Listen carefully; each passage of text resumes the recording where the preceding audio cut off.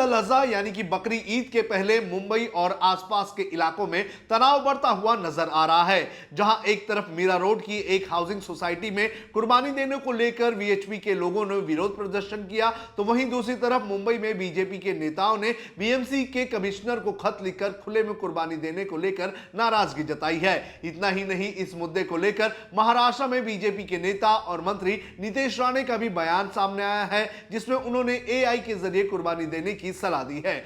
आइए आपको इस वीडियो में बताते हैं कि बकरी ईद को लेकर महाराष्ट्र में कहां-कहां विरोध हो रहा है। नमस्कार, आप देख रहे हैं लोकमत हिंदी, मेरा नाम है सोनू कनौजिया।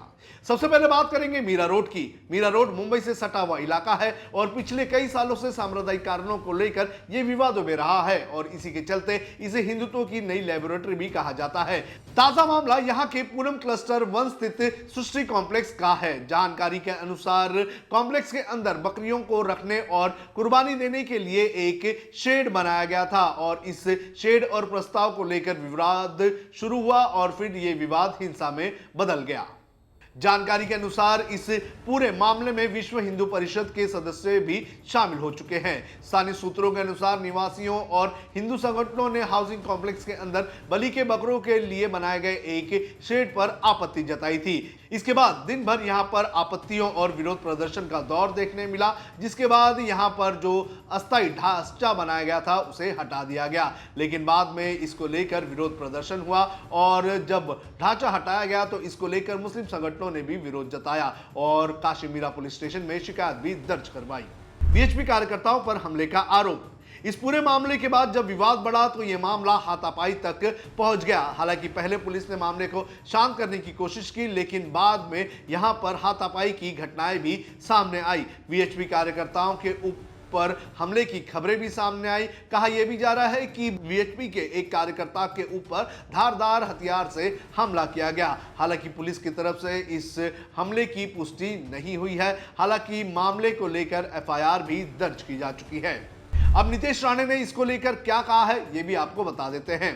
वहीं कुर्बानी के इस विवाद को लेकर बीजेपी के नेता नीतीश राणे का भी बयान सामने आया है, जिसमें उन्होंने बकरी ईद पर वर्चुअल कुर्बानी देने की सलाह दी है और उनके इस बयान पर मुस्लिम संगठनों ने नाराजगी भी जताई है। नीतीश राणे ने कहा है कि जो लोग हिंदुओं को होली दिवाली पर अलग अलग तरीके के सुझाव देते हैं वो बकरी ईद पर खामोश क्यों हैं। उन्होंने पेटा पर भी सवाल उठाया और कहा कि पेटा जैसे संगठन मुस्लिमों को वर्चुअल कुर्बानी देने की सलाह क्यों नहीं देते हैं। नीतीश राणे ने कहा कि हमें कहते हैं कि ड्राई होली खेलो, तुम भी वर्चुअल बकरा काटो। बकरी ईद मनाने के लिए कंप्यूटर पर बकरे की तस्वीर लगाकर उसे वर्चुअली कुर्बानी देने का काम किया जाए। हमारे होली के त्यौहार में कहा जाता है कि होली माहौल के हिसाब से मनानी चाहिए, सूखी होली मनाओ। दिवाली के त्यौहार में भी कहते हैं कि पटाखे मत जलाओ। जो ऐसा कहते हैं उन लोगों को यह सलाह देनी चाहिए कि बकरा जो है वो कंप्यूटर पर काटा जाए और कुर्बानी जो है वो वर्चुअली की जाए।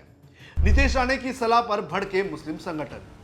नीतीश राणे ने वर्चुअल कुर्बानी की सलाह दी तो मुस्लिम संगठनों ने नाराजगी जाहिर की। सबसे पहले असदुद्दीन ओवैसी की पार्टी के नेता वारिस पठान का रिएक्शन सामने आया। उन्होंने कहा कि ये सब बीजेपी की सियासी चाल है। पहले मुसलमानों को गौ हत्या के नाम पर परेशान किया, अब बकरी ईद पर पाबंदियां लगाकर भड़काने की कोशिश की जा रही है।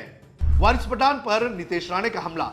वहीं इस पर नीतीश राणे ने वारिस पठान को जवाब दिया है। नीतीश राणे ने कहा है कि वारिस पठान के शोर मचाने से कुछ नहीं होगा, नियम सबके लिए एक जैसा है। वारिस पठान कानून तोड़ कर देखे, फिर उन्हें अपनी गलती का एहसास होगा। नीतीश राणे ने कहा कि जो त्यौहार के नाम पर दूसरों को परेशान करेगा, गौ हत्या करेगा और गौ रक्षकों पर हमला करेगा, उसे सरकार नहीं बख्शेगी।